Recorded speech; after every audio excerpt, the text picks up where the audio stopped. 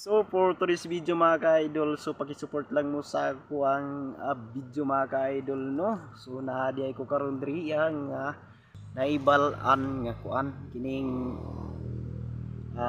kasagaran wala sila kapugong sa ilang una-una dol nga nagpatay na lang pud sa ilaang sariling lawas mga ka-idol no. Sa ilang kinabuhi giputol gyud nila ang sariling kinabuhi nila tungod sa mga problema dol na ako ikatambag dol.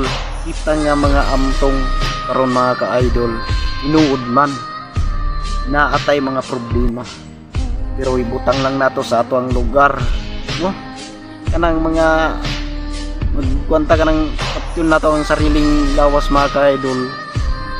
So dili na maayo dol kanang mga problema dol ikatawaran na sa tanang panahon mga ka-idol.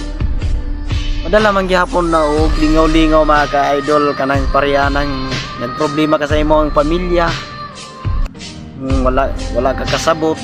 So mga ka-idol tinuod man na mga ka-idol dili ta kapugong muilat ta ug masuko ta ug sa patong buhaton sa tuang lawas dol kaliyog lang ayaw lang mo o putol sa inyo ang kinabuhi dol. Magunay mo bawal na dol. Ibutang ta sa Ginoo dol nga mamatay ra ta nga dili ta magpatay sa sariling lawas nato. Wala kuwaon ta sa Ginoo dol. Wala kuwaon ta sa Ginoo. At least Ginoo ang kuha sa tuwa. Dili kita ang mismo nagunay sa tuwang sariling lawas.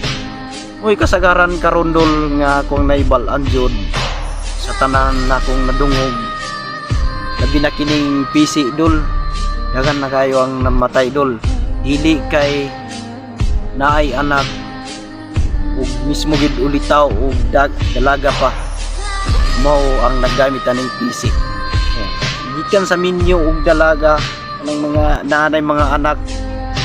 So paliyog lang katong makakita ani nga video. So ayaw lang ninyo kung saan nyo ang nauna nga magpakamatay mo gamit lang anang PC. Pasensya kayo dol ug kanang nakita ani nga video. So paki-share po ug paki-comment lang ug paki-like po sa akong video. Kini mga ka-idol ikatambag lang na ako ni dol kanang inyong mga problema katawaran na para mawala inyo ang problema. Walay problema nga dili masulbad dol.